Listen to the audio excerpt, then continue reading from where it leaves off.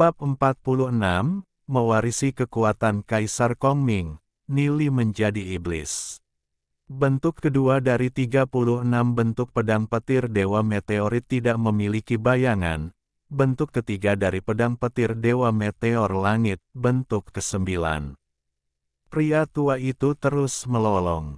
Dalam pose ke-13 Nili, pria tua itu tidak bernafas, dan tubuhnya dipenggal oleh Nili tanpa anggota tubuh, tetapi Nili tidak memiliki niat untuk berhenti. Semua orang ketakutan saat melihat Nili, mereka belum pernah melihat Nili seperti ini sebelumnya.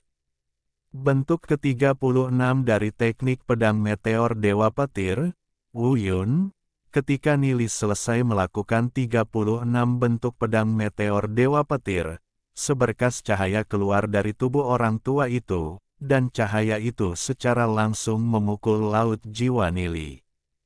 Nili meraung kesakitan, dan semua orang di sekitarnya memuntahkan seteguk darah pada raungan Nili.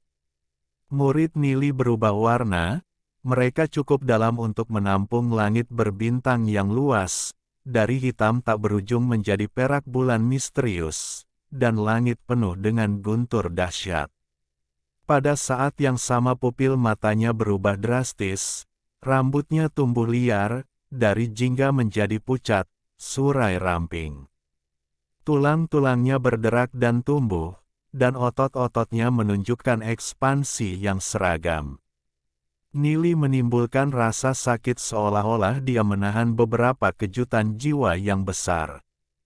Ada gigi pedang dan taring serigala di mulutnya yang tiba-tiba terbuka, yang sangat tajam. Cahaya menghilang sepenuhnya, tetapi Du Ze, Lu Piao, dan yang lainnya menemukan tubuh Nili ditutupi oleh bayangan aneh. Saat garis darah muncul di kulit Nili, bayangan ini seperti janin yang baru lahir. Percepat pertumbuhan. Secara bertahap, hantu yang menyelubungi tubuh Nili mengambil bentuk. Itu adalah jiwa iblis yang sangat aneh dan kejam. Mengaum. Raungan seperti monster darah keluar dari mulut Nili. Nili, yang berlumuran darah di sekujur tubuhnya, meskipun dia masih mempertahankan sebagian besar bentuk manusianya, aura yang dia pancarkan bahkan lebih menakutkan daripada monster. Sepasang pupil yang benar-benar berbeda dari manusia, dan rambut pucat yang tumbuh hingga pergelangan kaki terbalik secara mengesankan, dan keajaibannya sangat jelas. Kaki telanjang Nili menginjak tanah di beberapa titik, dan ada retakan dan jejak kaki yang hangus oleh petir. Tempat yang dia injak akan berubah menjadi penjara petir kapan saja. Ada rantai dan belenggu yang tak terhitung jumlahnya seperti guntur dan kilat terbang di sekitar tubuh Nili. Kelihatannya seperti belenggu, tapi itu adalah domain destruktif yang menghancurkan segalanya. Semua orang memandang Nili, dan Nili juga berjalan lurus ke arah mereka, memegang pedang petir Dewa Meteor Surgawi di tangannya seperti iblis, dan terus bergumam, "Bunuh! Bunuh!" Lu Piao ketakutan, Nili sepertinya tidak mengakui kerabatnya, dia sepertinya dirasuki setan. Apa yang harus kita lakukan? Aku tidak punya tenaga untuk melarikan diri lagi. Ziyun menangis, "Nili, bangun, apakah kamu akan membunuh kami?" Nili berhenti, tapi masih berjalan menuju Ziyun dan yang lainnya, bergumam, "Bunuh! Bunuh!" Pada saat ini, pedang Golden Flame Moon di tangan si Kong Hong Yue menembus tubuh Nili. Dia terus melantunkan beberapa mantra. Semua orang melihat pedang si Kong Hong Yue menembus tubuh Nili, dan semua orang terkejut. Si Kong Hong Yue, apa yang kamu lakukan? Karena kamu telah membalas kebaikanmu, aku akan membunuhmu dan membalaskan dendam Nili.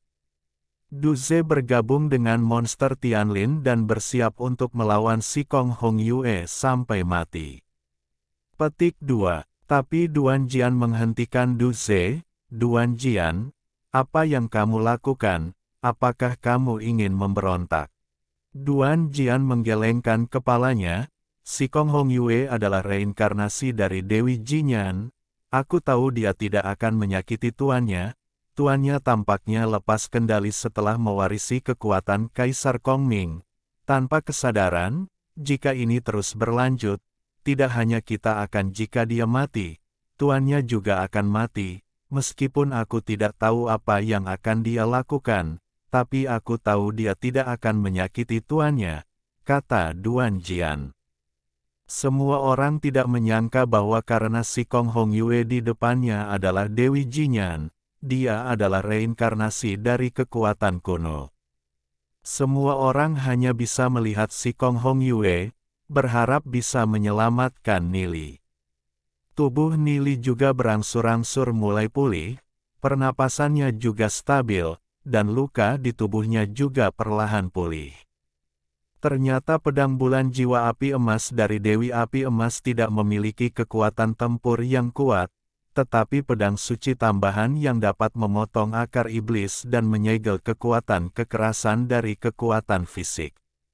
Pada saat ini, Sikong Hong Yue juga pingsan, kesadarannya berangsur-angsur kabur, dan dia jatuh ke tanah.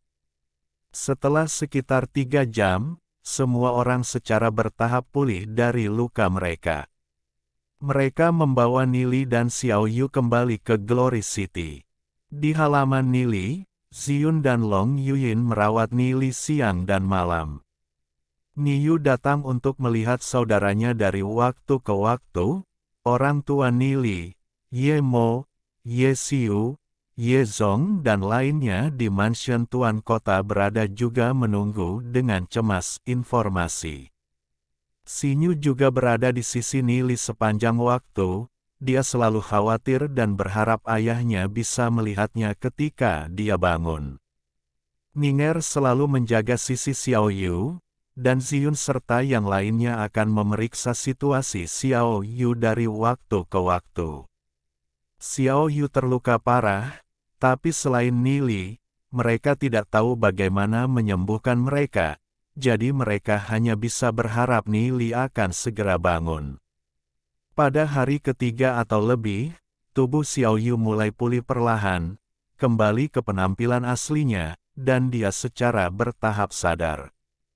Setelah Xiao Yu jatuh cinta dengan Nili dan yang lainnya, kekuatan ayahnya Xiao Ming telah dilepaskan, tidak peduli apakah dia terluka parah atau bahkan mati, dia bisa pulih dengan sendirinya. Di sisi lain, Nili masih tidak sadarkan diri.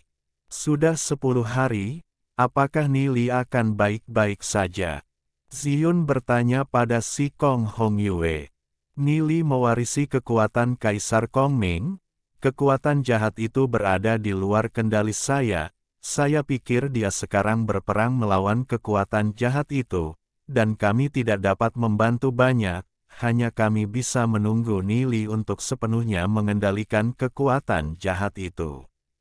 Dan jiwa Nili ada di laut. Suara seorang lelaki tua muncul di lautan jiwa Nili. Aku tidak berharap kamu memahami moto 8 karakterku dengan sangat teliti, kata lelaki tua itu sambil tersenyum. Siapa kamu, dan bagaimana kamu muncul di lautan jiwaku? Tanya Nili. Aku bertarung melawan Kaisar Suci puluhan ribu tahun yang lalu, tapi aku bahkan tidak melihat wajah Kaisar Suci. Pelayannya terlalu kuat. Aku bertarung dengan mereka selama 3 hari 3 malam dan tidak ada pemenang. Setelah itu, aku menyembunyikan harta hidupku di berbagai alam, dan membagi kekuatanku menjadi 8 bagian. Kamu sekarang telah mewarisi semua kekuatanku. Dengan kata lain, aku adalah kamu, dan kamu adalah Kaisar Kongming. Sebelum saya menciptakan kekuatan hukum di dunia kecil yang indah ini, saya tidak menyangka Anda telah memahami 3 dari kekuatan hukum ini. Ketika Anda menerobos ke alam Kaisar Agung, Anda akan dapat mengerahkan kekuatan sebenarnya dari kekuatan hukum. Sekarang kamu telah mewarisi kekuatanku, kita akan menjadi satu orang mulai sekarang. Aku tidak akan merebut tubuhmu.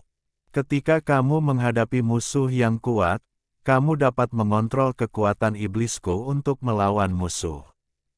Kemampuan kekuatan iblis itu ukuran tidak dapat dipisahkan dari pemahaman Anda tentang mantra 8 karakter. Nili duduk di sana bersila, menatap lelaki tua di lautan jiwa, karena aku adalah kamu, maka aku tidak akan sopan, aku menerima kekuatanmu. Kaisar Kongming tersenyum, mulai sekarang, seberapa banyak kamu bisa mengendalikan kekuatanku bergantung pada keberuntunganmu. Suara Kaisar Kongming berangsur-angsur menghilang. Nili juga perlahan sadar. Alhamdulillahi jazakumullahu khairo. Oke, cukup sekian novel kali ini. Mungkin ada kata-kata yang kurang pas, saya minta maaf yang sebesar-besarnya. Semoga yang sudah baca Allah paring kesehatan, rezeki yang barokah, dan umur yang panjang. Amin. Untuk membantu admin jangan lupa klik tombol subscribe ya.